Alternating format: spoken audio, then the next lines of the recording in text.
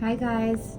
Today we're going to go back to the basics and just give you a full breakdown of different shape diamonds. I think it can be confusing sometimes when there's all these different, all this talk about ratios and different lengths and widths and carat sizes, color and clarity, but a lot of people just confuse the actual shape of the diamond that they're trying to communicate that they want. So we have this chart here. We have a whole bunch of them in the store. We use them during appointments that basically just give you a rundown of each of the different shapes and what they look like and a few differences. So I'm just going to talk you through it today so you can figure out which shape would be right for you. So starting off with, obviously the simplest and probably most classic would just be a round. This is just a circular round shaped diamond. Some people come in and they call this solitaire. They say they want the solitaire one. The style of all of these is actually solitaire, meaning that there's no other diamonds or stones on the ring except for the center stone. So all of the ring styles that I chose for today are all solitaire, just to keep it simple and keep the focus on the actual shapes. But this shape is a round brilliant stone, so just a perfect circular stone.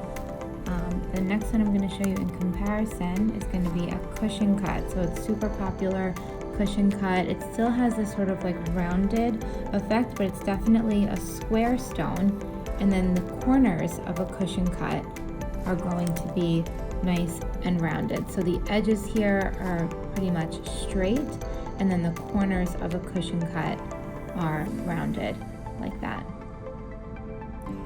So next up is our elongated cushion cut. So elongated cushions are not like a different cut or a different shape from a cushion. It just has to do with the actual length to width. I know we said we weren't going to talk about ratios too much, but a lot of people confuse an elongated cushion cut like this one on your right side with a radiant cut stone. So there's a lot of differences between a radiant cut and an elongated cushion, those two shapes in general. This one I just took out is a radiant cut, so I think it'll be easier to see if we just focus on this chart. So cushion cut here is shown as a square shape with its rounded corners, and then the radiant cut is down here, which is also a brilliant cut stone. That's another thing a lot of people confuse. They say they want the brilliant one. They're all brilliant and beautiful. These are brilliant cut stones, but a radiant cut is going to be straight here, flat edges, and then also has these cut corners, so it's a lot more angular and rectangular. On this chart, the radiant is shown as an elongated stone. The cushion is shown as more of a square, but both of these shapes are cut and available in this square shape as well as the elongated shape. So the square radiant cuts aren't as common. The elongated ones definitely look a little bit bigger, but you could see radiant cuts in this longer rectangular shape as well as square, and then the cushion cut, as you can see here, we have the elongated one that I was just showing you, as well as the square one that I was showing you before. So that was the square. This is the elongated cushion. And then here you have your radiant cut, which you can see is just a bit more sharp and more angular. The cushion cut is definitely a bit softer. It's kind of like a middle ground between a round brilliant and a radiant cut. So the next up is a princess cut, which is another classic shape. It may not be like as popular as some of the other fancy shapes I'm going to show you, but it's a classic cut. So the princess cut is a perfect square. It's also a brilliant cut stone like the radiant and like the cushions, but the corners of a princess are perfectly sharp. We'll look at the princess cut over here so you can see it in comparison to the cushion from before. So princess is brilliant cut, it's straight and just has perfect pointed corners. So really similar to a radiant cut as well, it just doesn't have those cut corners that the radiant cut has. I'll show you in comparison there. The radiant cut is kind of angled there, and then the princess is a perfect square. So You can see what that looks like set in a ring. You just definitely get more of a sharper square look. Next up, we have our super popular oval shaped stone. Ovals are definitely increasing in popularity over the last few years. We do a ton of work with them. We have a beautiful inventory of oval diamonds and oval moissanites, but oval is basically an elongated shape. Some of them are going to be even more elongated, and then some of them would be like shorter and wider. So maybe we'll do a full video on ovals specifically, so you can see a few different ratio options and how that alters the look of the stone. But an oval is just going to be elongated and rounded, so rounded on the edges, rounded at the top and bottom. An oval is also a brilliant cut stone. There's a few other shapes that I'll show you in comparison. We'll look at this marquee and also a pear shape next to it. So these are also brilliant cut stones, so they have a lot of sparkle, a lot of brilliance.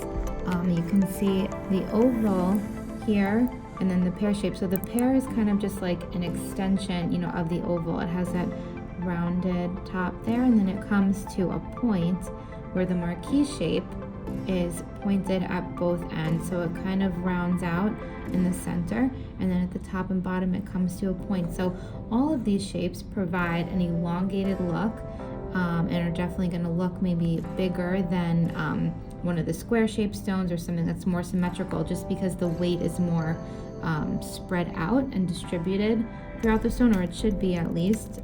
So you get generally a bigger look on the hand than you would with some of the other shapes like round and cushion, just because these are so spready. So there you had your oval, and then pear shape and marquee. So lastly, I have these two, which would be our step cut options. So every other stone I showed you today were brilliant cut diamonds, and then these are going to be our step cut. So step cut means that the facet pattern is arranged a little bit differently. It's parallel lines. So this is an emerald cut stone here, and then this is an Asher cut, which is essentially like a square emerald cut. There's kind of like a ratio in between, which that would be a square emerald cut that's kind of just shorter and wider than this one, but not as perfectly square as this. But an Asher is typically just like a square emerald. So it's also step cut. You can see it has more of this like windowing effect, kind of different sort of a sparkle than the brilliant cut stone. So step cut diamond means that the facets are arranged in these parallel lines, versus, I'll show you the brilliant cut ones up next to it. Brilliant cut stone, the facets would be blended more together like that, versus these where you have those straight lines. Actually, this is a good comparison for you to see.